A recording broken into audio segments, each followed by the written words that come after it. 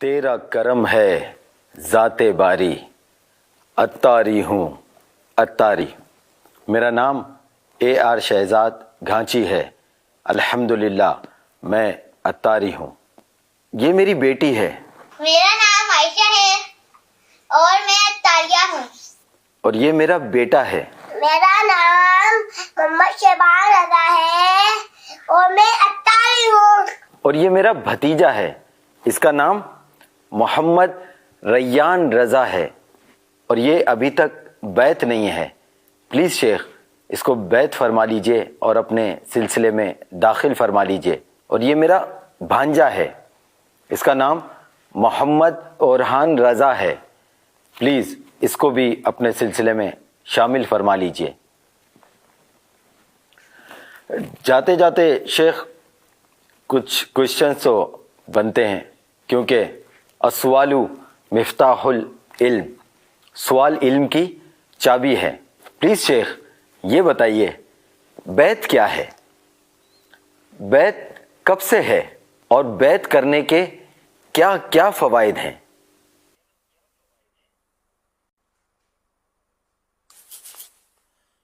اللہ اللہ،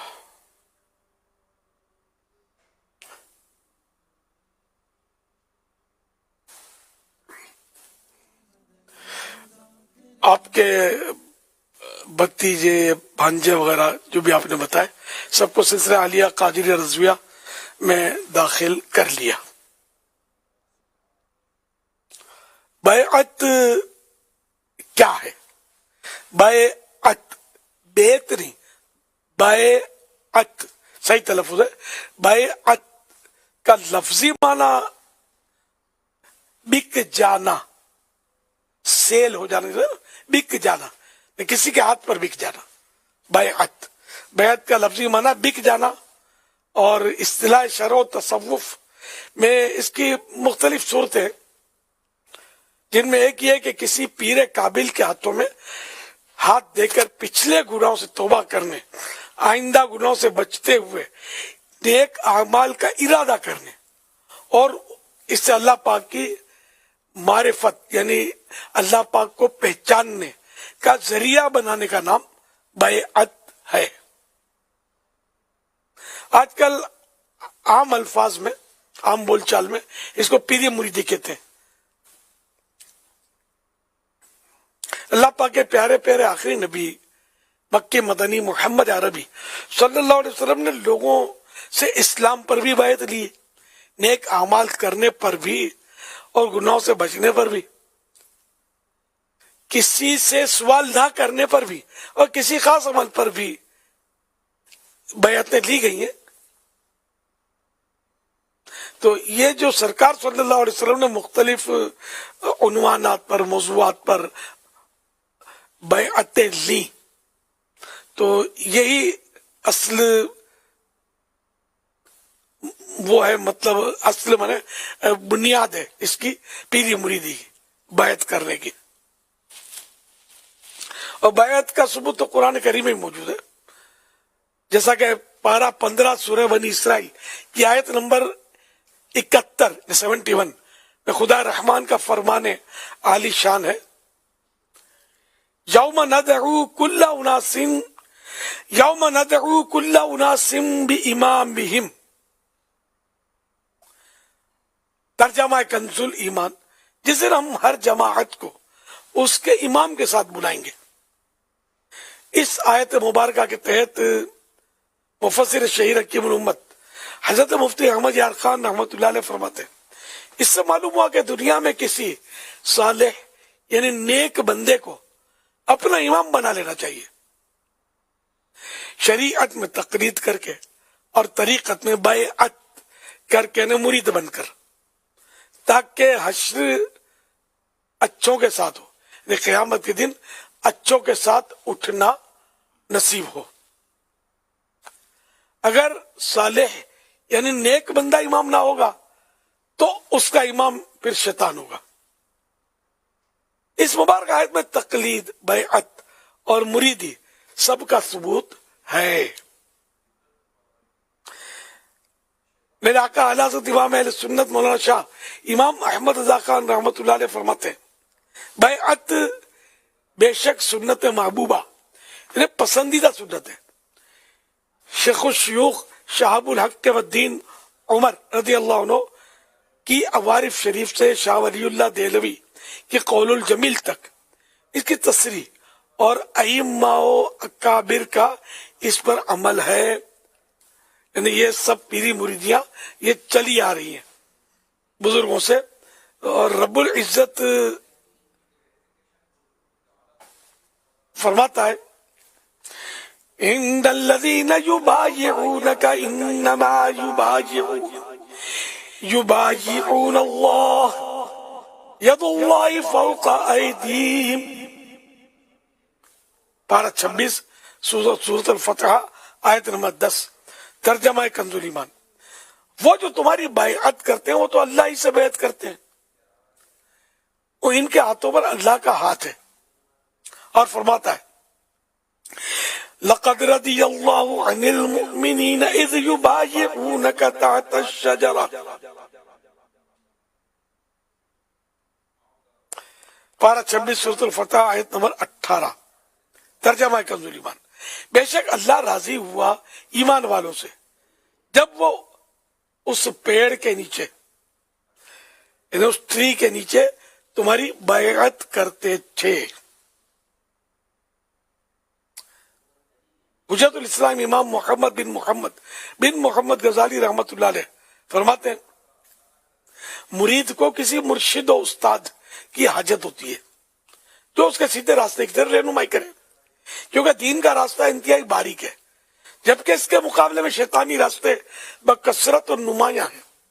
تو جس کا کوئی مرشد نہ ہو جو اس کی تربیت کرے تو یقیناً شیطان اسے اپنے راستے کی طرف لے جاتا ہے. اب انسان پر خطر وادیوں میں بغیر کسی کی رہنمائی کے چلتا ہے اور یوں وہ خود کو ہلاکت پر پیش کرتا ہے. جیسے خود بخود اگنے والا پودا جلدی سوکھ جاتا ہے اور اگر وہ لمبے عرصے تک باقی بھی رہے تو پتے تو نکل آئیں گے لیکن وہ پھلدار نہیں ہوگا. مرید پر بھی ضروری ہے کہ وہ مرشد کا دامن اس طرح تھام لے جس طرح اندھا نہر کے کنارے اپنی جان نہر پار کرانے والے کے حوالے کر دیتا ہے اور اس کی اتباع و پیروی میں کسی قسم کی مخالفت اور اعتراض نہیں کرتا اور نہ اسے چھوڑتا ہے. حوالہ احیاء العلوم جلد 3 پیج نمبر 93. تو یوں مطلب یہ کہ بیعت کی ضرورت بھی ہے, بیعت مفید بھی ہے. اندھے کی مثال امام غزالی نے خوب دی کہ جو کسی کا مرید نہیں ہے وہ کوئی اندھا ہے, اس کو مطلب وہ رہنما کے بغیر کھائے نا تو وہ ایک مقولہ بھی ہے اندھا اور انجانا دونوں برابر ہوتے ہیں.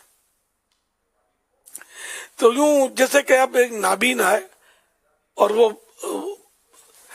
نہر پار کرنا چاہتا ہے تو وہ جو نہر پار کروا رہا ہے وہ آنکھ والا اس سے لپٹ جائے گا, اس کو پکڑ کے رکھے گا, نہ اس پر اعتراض کرے گا نہ اس کے کہے پر انکار کرے گا, مخالفت بھی نہیں کرے گا, جو کہے گا کرتا چلا جائے گا کہ کسی طرح میں نہر پار کر لوں.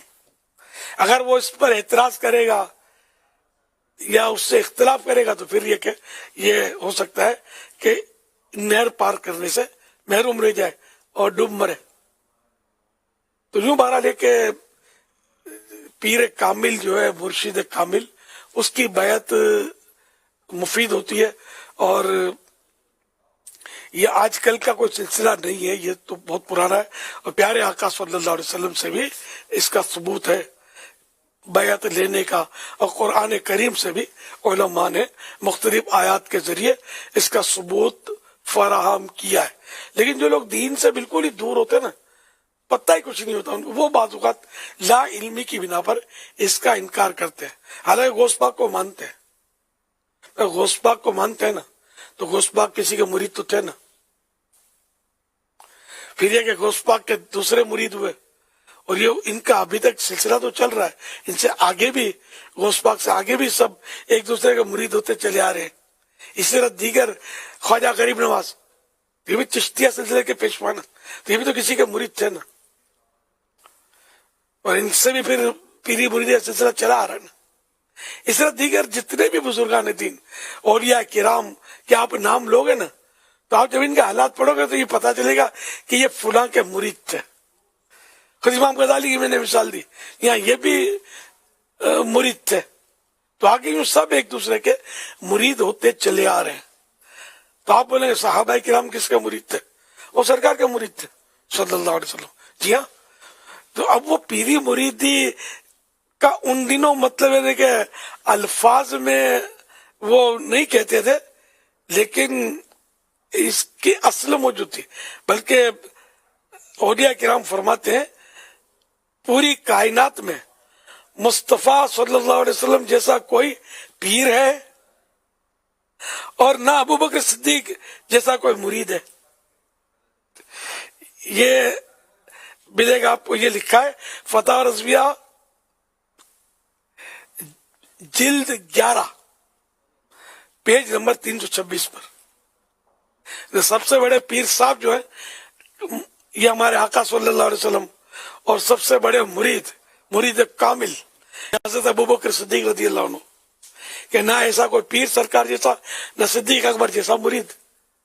تو یوں مطلب پیری مریدی کوئی نئی چیز نہیں ہے, کوئی غلط طریقہ نہیں ہے. ہاں بعض پیروں کے مسائل سنے جاتے ہیں, تب ایک پیر خراب ہے, یعنی پیر کے نام پر کوئی خرابی کرتا ہے تو اس کا سارے پیر تو خراب نہیں ہو گئے, ایک مسلمان خراب ہے تو کیا سارے مسلمان خراب ہو گئے؟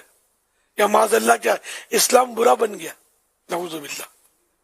ایک مسلمان نے چوری کی تو نعوذ باللہ کہ سارے مسلمانوں کو ہم کہیں گے کہ مسلمان ہوتے ہی چور ہے؟ معاذ اللہ یہ کیسے ہو سکتا ہے؟ یا آپ کے خاندان میں کسی نے کوئی مطلب چیٹنگ کی تو آپ یہ کہیں گے کیا سارا خاندان ہمارا ایسا ہے؟ کبھی بھی نہیں کہیں گے. اب اپنے خاندان کو برا بولنے کے لیے آپ تیار نہیں ہیں, بلکہ باپ اگر برائی کرے گی تو اس کو آپ ڈھکیں گے, برا نہیں کہیں گے. تو بہرحال ہے کہ اگر کوئی غلط کرتا ہے, کوئی امام صاحب غلط کرتے ہیں, کوئی مؤذن صاحب غلط کرتے ہیں کام, تو اس کا مطلب سارے مؤذن سارے امام غلط تو نہیں ہو گئے نا. اس طرح کوئی پیر اگر غلط کام کر گیا, سارے پیر غلط نہیں, کوئی عالم غلط کام کر گیا تو سارے علماء کو تو برا نہیں کہیں گے, سارے عالم معاذ اللہ ایسے ہی ہوتے ہیں. تو ایک کی وجہ سے سب کو خراب کرنا جو کوئی دنیا کا اصول ہی نہیں ہے. تو لوگ بس یہ بول دیتے ہیں سارے ایسے, فلاں سارے سے, فلاں سارے سے. نعوذ باللہ, ان کو توبہ کرنی چاہیے اور اپنے ایمان کی خیر منانی چاہیے. ایسا ہرگز نہیں کہنا چاہیے. جو برا ہے وہ اپنی جگہ پر برا ہے, جو اچھا ہے اپنی جگہ پر اچھا ہے. 5 انگلیاں برابر نہیں ہے نا. اب ایک چھوٹی ہے ہاتھ میں انگلی تو آپ بولے ساری انگلیاں ایسی, ساری چھوٹی ہیں, تو آپ کو کون آپ کی مانے گا یار؟ یہ ساری انگلیاں کہاں سی ہیں؟ سب میں فرق ہے. تو انسانوں میں بھی فرق تو ہوتا ہے نا. واللہ تعالی اعلم ورسولہ اعلم عز وجل وصلی اللہ تعالی علیہ وآلہ وسلم. صلو علی الحبیب صلی اللہ علیہ وسلم.